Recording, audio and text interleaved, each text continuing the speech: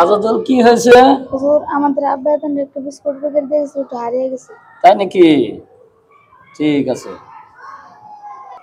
এই আজাদুলের এত বড় একটা বিস্কুটের প্যাকেট হারানো গিয়েছে, কে পেয়েছো? দিয়ে দাও। আমি তাকে একটি দোয়া শিখিয়ে দিব, যে দোয়া বললে হ্যাঁ সব গুনাহ মাফ হয়ে যায়। আমি পেয়েছি, কিন্তু এত বড় বিস্কুটের প্যাকেট তো পাই নাই।